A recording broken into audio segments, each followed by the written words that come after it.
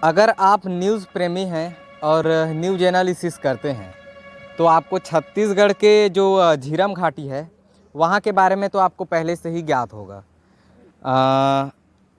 मई 2012 को यहाँ पर एक घटना हुआ था और उस वारदात को अंजाम देने का जो काम है वो नक्सलियों का था।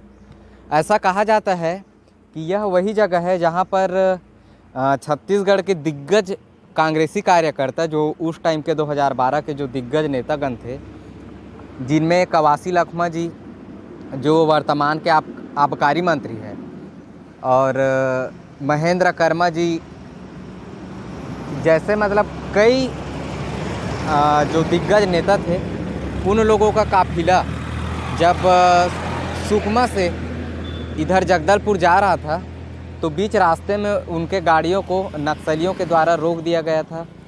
और वो लोग, मैं यहाँ के जंगलों को थोड़ा दिखाना चाहूँगा कि यहाँ पर अम्बुस लगा करके वो लोग पहले से इंतज़ार कर रहे थे। उन लोगों को पहले से सूचना थी कि वो लोग इस रास्ते से आने वाले हैं। तो पहले तो मैं यहाँ का जो घाटी है उसका थोड़ा सा वर्णन कर देना चाहूँगा। आप थोड़ा सामने आ जाएं। आप देख सकते हैं कि इस साइड खड़ी पहाड़ है, जो पहाड़ है खड़ी पहाड़, और इस साइड मैं दिखाना चाहूँगा कि इस साइड खाई है। तो यहाँ पर जब उन लोगों का काफिला यहाँ पर जब आया तो नक्सलियों के द्वारा सबसे पहले जो सामने में जो गाड़ी थी उनको ब्लास्ट कर दिया गया था। वहाँ था कांग्रेस नेताओं का खून। राजनीतिक दल पर सबसे बड़े नक्सली हमले की बरसी। चारों ओर से गोलियों की बारिश होने लगी।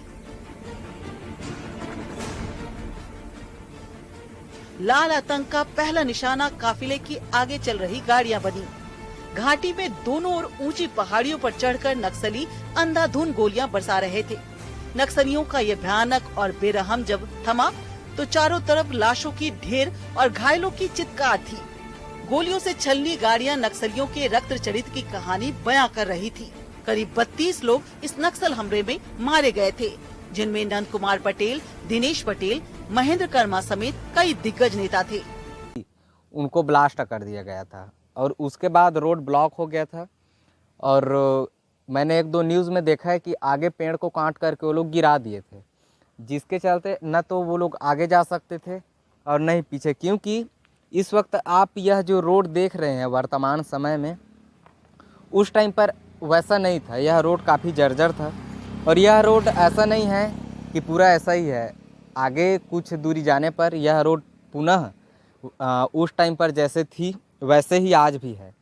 तो झीरम घाटी के आगे जिस रोड की हम लोग बात कर रहे थे वो यही रोड है। आप इस रोड को देख सकते हैं कि यह कितना जर्जर है।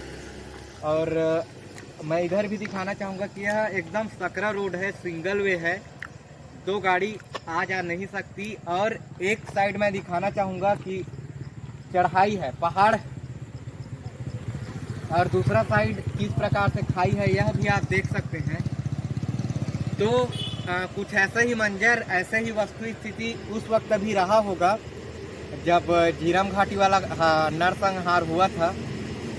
उस वक्त भी कुछ ऐसे ही वस्तु स्थिति रहा होगा जिसके कारण तो उन शहीदों के लिए यहाँ पर स्मारक भी बनाया गया है, जिससे कि कोई भी अगर उनके जो चाहने वाले थे वो लोग, या फिर जो उस न्यूज़ को जो भी लोग सुने हैं, कभी भी अगर झीरम घाटी आते हैं तो उन लोग जो शहीद हुए थे उन लोगों को एक श्रद्धांजलि समर्पित कर सके, इसके लिए यहाँ पर स्मारक बनाया गया है।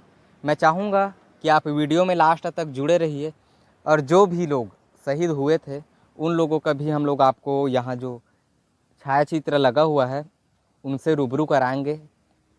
तो आइएगा।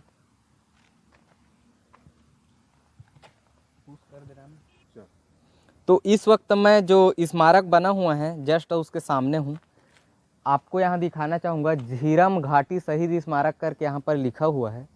और अंदर आपको ले जाकर दिखाएंगे हम लोग कि अंदर किन किन जो 27 लोग शहीद हुए थे उन लोगों का यहाँ पर छायाचित्र बनाया गया है, लगाया गया है। शहीद चंदर राम है, शहीद सिया राम है, और इनका नाम तो नहीं लिखा है, शहीद राहुल प्रताप सिंह है, शहीद तरुण देशमुख जी हैं, और शहीद अशोक कुमार है, शहीद पात्रिका खलको है, शहीद दीपक उपाध्याय है, शहीद मनोज जोशी जी हैं, शहीद दिनेश पटेल जी हैं, शहीद महेंद्र कर्मा जिसको बस्तर टाइगर भी कहा जाता था, शहीद महेंद्र कर्मा जी का यहाँ पर छायाचित्र है, शहीद नंद कुमार पटेल जी का भी यहाँ पर छायाचित्र है, शहीद विद्याचरण शुक्ल जी इनका भी यहाँ पर छायाचित्र है, शहीद उदय मुदलियार जी का भी यहाँ पर छायाचित्र है, शहीद गोपी माधवानी, शहीद योगेंद्र शर्मा, शहीद अभिषेक गोलछा,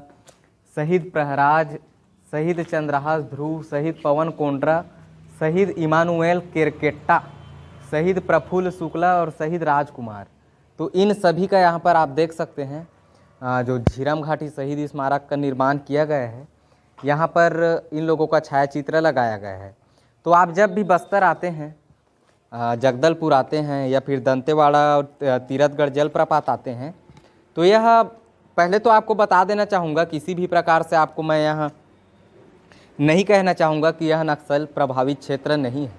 हालांकि यहाँ पर आर्मी के कैंप हैं और कई कई गांव भी है, और रास्ते में जो मालगाड़ी है, ट्रक व्रक है, उनका आवागमन भी होता रहता है, लेकिन उसके बावजूद भी मन में कहीं ना कहीं एक डर रहता है, क्योंकि यह एक नक्सल प्रभावित क्षेत्र है और यहाँ पर इतना बड़ा जो घटना है उसको अंजाम दिया गया था। क्योंकि इतने सारे नेतागण के साथ कितने सारे सुरक्षा जवान होंगे इसका अंदाज़ा भी आप लगा सकते हैं। लेकिन नक्सलियों की संख्या बताया जाता है कि तकरीबन 1000 से भी ज़्यादा उस वक्त पर थी, जिसके चलते उन लोगों ने इतने बड़े घटना को अंजाम दिए हैं।